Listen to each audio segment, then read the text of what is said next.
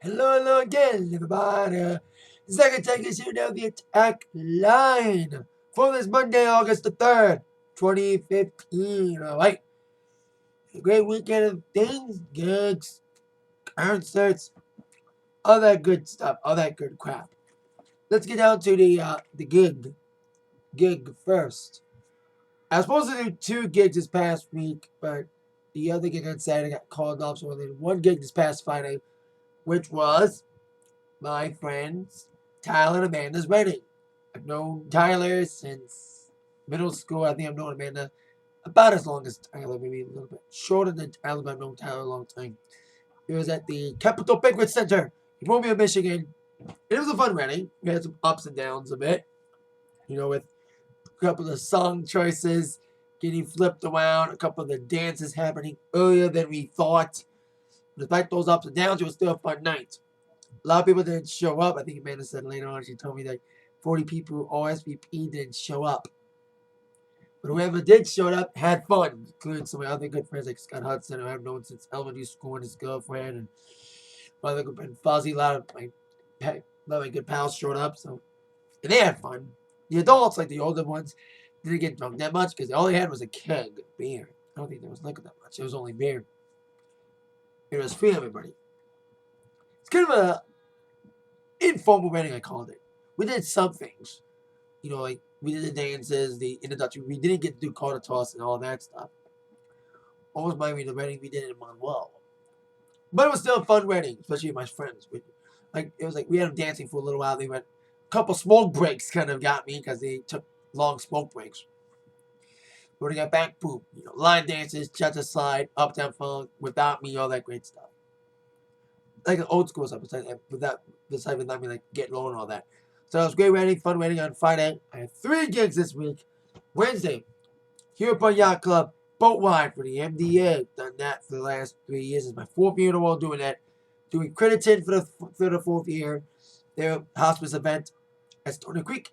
And a wedding for another one of my high school friends, Tony, on Saturday. Doubleheader. Credited in the morning, Tony at night. Decided to do a gig, concert-wise. On Wednesday, I made an Atakline before I got to see the Australian Pink Floyd show with Led Zeppelin 2 at Pine Knob on Wednesday. It rained before the show, but by the time the show started, the rain had cleared. So I was like, yay! So that show on Wednesday was pretty good. My dad and I went. My dad's a big fan of both Led and Floyd. It says he can't see the real things. We got to see the impersonators, especially a little bit after his 60th birthday. It's kind of like a late birthday gift. Kind of what I call it. Led Zeppelin 2 was pretty good for an hour set. They went pretty well. They had the moves down. The guys sounded like what were playing. The people who played their respective roles played them pretty well. Great versions of Thank You, Immigrant Song, and a Whole Lot of Love, which ended the night. Then the Australian Pink Floyd show came on, and I called it an experience. Because they had the stage show, they had the lasers, they had, instead of inflatable pig, they had inflatable kangaroo because they're from Australia. And they had great versions of great Floyd songs like Money, No Brick in the Wall, No Inflatable. Wish You Were Here was awesome. So was Comfortably Numb. And the last song, One Like Hell. And it was just an experience. It was just visuals, the video screens and the lasers and everything. It just added to it. It was a little bit thumpy, a little bit too much on the bass in the first half, but after Breathe/Time, I think they turned down the bass. Even my dad said something. They turned it down, so there you go. This past Wednesday was fun. Then I went to another concert last night. Tim McGraw at the Knob.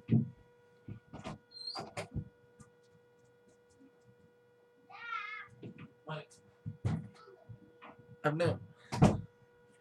So I want to get my little. I didn't get any much. They had much in the Pink Floyd show, but I didn't get that much. So I got much at Tim McGraw though. Cool little magnet, little 3D magnet.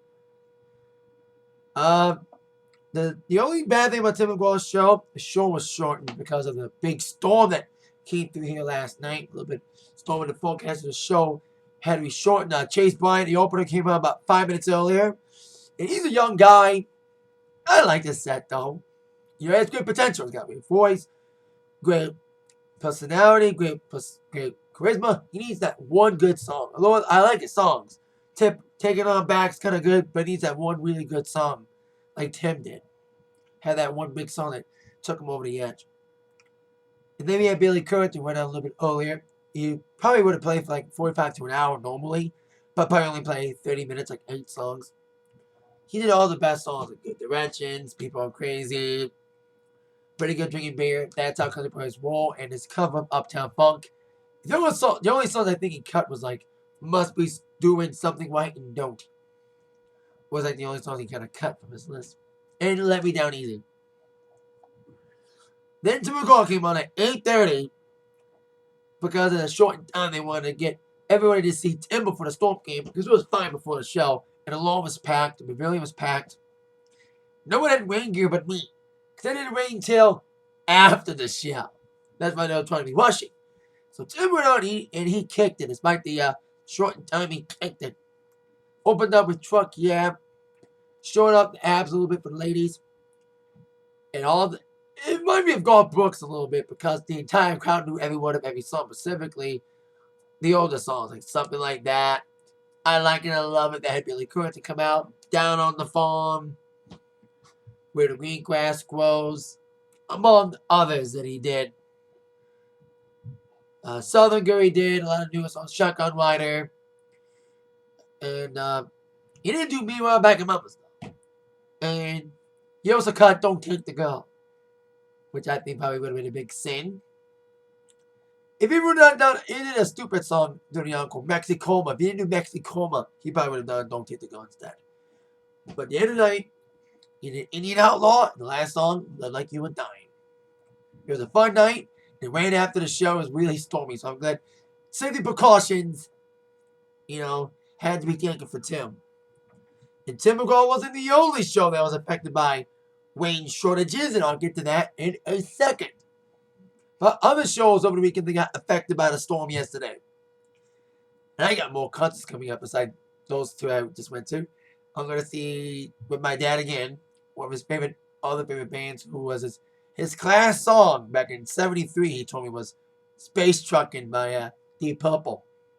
But the high school didn't have sheet music for that song because they didn't have sheet music for that song back then in the 70s. So they went with Sunrise Sunset, but the real class song was Space Truckin' by Deep Purple, who I'm taking my dad to see them all night. I love it. Blue Oyster Cult and LA Guns.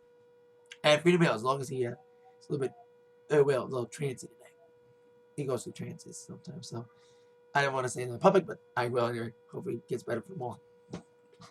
And I'm going to see Motley Crue next Sunday, my 27th birthday. No better way to spend it. They went with my favorite all-time groups for the third time, Motley effing Crue with Alice Cooper at the Palace for their final tour. Now, the other entertainment news, story of your number one movie. Well, we have a new number one movie. After 2 weeks, Ant-Man got destroyed by a franchise that should die, like the Terminator series. Mission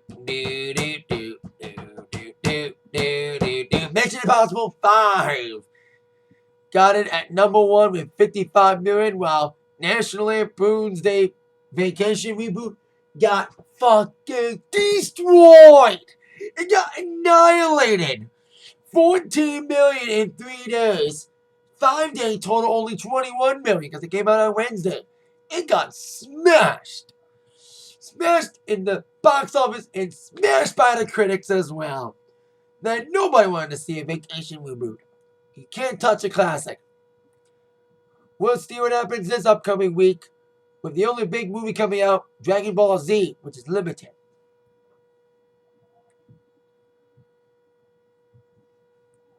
Well, it's coming out tomorrow, actually.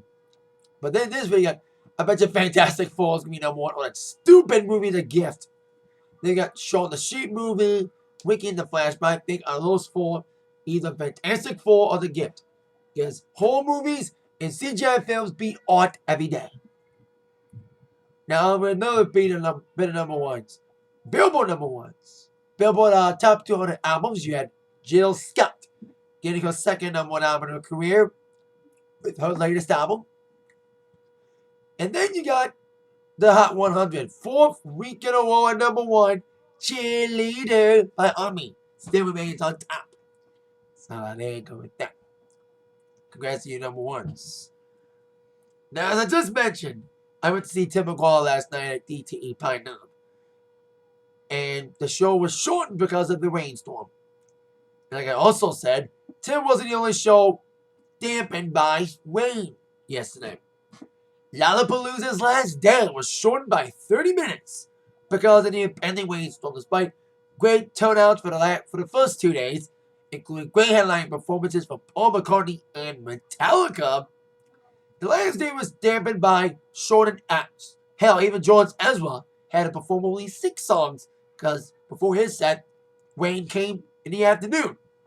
But then night came and half the headliners had to cut their sets, including Michaels and Florence and Machine had to cut their set as well. Like I said, Lollapalooza ended 30 minutes early to avoid the rainstorm. A lot of power outages here, including at the Renaissance Center in Detroit. Here, my house went. The power flickered off and on twice early this morning during the storm, but as you can tell, I got power still. And the other big festival that got dampened by the rain, the first night of the OVO Festival, Drake's Festival, got cut short as J. Cole's headlining set was cut short thanks to the impending rain. As of right now, day 2, which will include a headlining set from Drake, is still set to go on. So there you go, 2 festivals, Lollapalooza and OVO, dampened by the rain as well last night. Now, got some news on a person I just saw in concert for the second time. Lady Gaga.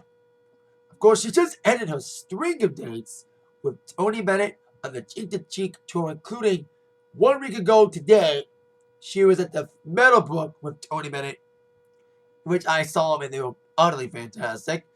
So now that Gaga's done touring with Bennett on their limited Cheek to Cheek tour, it's time for Gaga to focus on her own career. She posted on Instagram a hint about her 5th album that she's set to work on starting now. I'm looking forward to seeing what kind of direction she's going to take on the next album. She's going to go more jazzy. Is she going to let the jazzy influences of Cheek to Cheek influence her solo work? Or is she going to try to go more pop and don't go too odd like she did with Art Pop? Art Pop wasn't that bad though. But it was received mixed. You know, because the performances got weirder. That's the thing. Music got a little bit weirder for the consumers. Because I kind of liked a couple of songs for that. I thought Venus should have been a bigger hit. So I liked Venus. But the performances got weirder. And I think she got too weird for herself. Because I think this Cheek to Cheek thing was a good thing for her. We'll see what kind of influences it may have on a solo work. So I can't wait to see what Gaga does next for her 5th album, which she apparently is starting to work on following the Tony Bennett tour. Now, over to a band who's currently on tour as a foursome. One Direction. Despite the tickets being discounted on Groupon for $15, and I'm not kidding, for their Ford Field show in Detroit. It's kind of weird. 1 year ago, they sold out 2 nights at Ford Field. Now they're struggling to sell tickets. They've been discounted already on Groupon for $25. Now they're discounted again for $15. That's fucking nuts. Because they're a foursome without Zayn around. They feel the Spice Girls syndrome. One leaves, the group goes downhill. But despite that trajectory, they're trying to outlive the doubters and release the first song without Zayn over the weekend, called Drag Me Down. They need to go back to doing pop stuff. When they go adults, they lose their core audience. When they start to be more adult and add new sounds, they lose their core audience. Look what Bieber did. He went from Dancing Baby to Gangsta. I'm a hood rat. I'm gonna be a gangster. You know? That's what I felt about Bieber's later work. Although I'm hearing he's trying to go back dancing again, which I hope so, with his new song coming out in a couple of weeks. But One Direction didn't go gangsta adult, they went rock adult. Because I didn't like the last album from a DJ standpoint. No one requests them anymore that much. And if they did request, I didn't play anything before. I didn't play Steal My Girl. I didn't play 19. I played the old shit. I played Live While We're Young. Best song, the dancier stuff. The new song, Drag Me Down, is almost like the last album. A little bit better, but not as good as the past singles. Despite discounts on the tickets, and the song, the last album not doing well, it did break Spotify records, being played an incredible 4.75 million times on one day, which was Friday. The latest single came out, beating the previous record of 4.26 million plays in one day of Wiz Khalifa's See You Again. I expect a big chart outing for One Direction in the next couple of weeks on the Billboard charts on the digital and Hot 100. I hope it's not number one, though. Cheerleaders are going to be number one right now because it's poppy and dancing, unlike anything new One Direction's done in the last 2 years. Of course, this Drag Me Down is set to be the first single from the new album, Zaynless. That's the name of the album, Zaynless. I don't think it will be, but the first Zaynless album is set to come out later this year. So there you go. 1D trying to outlive the odds, beat the odds. Especially recently, it celebrated 5 years as a group. So there you go with that. And that is it for the Atakline for today. Thank you very much for watching. With that in mind, you've been attacked by the news from Zach. See you later, yeah.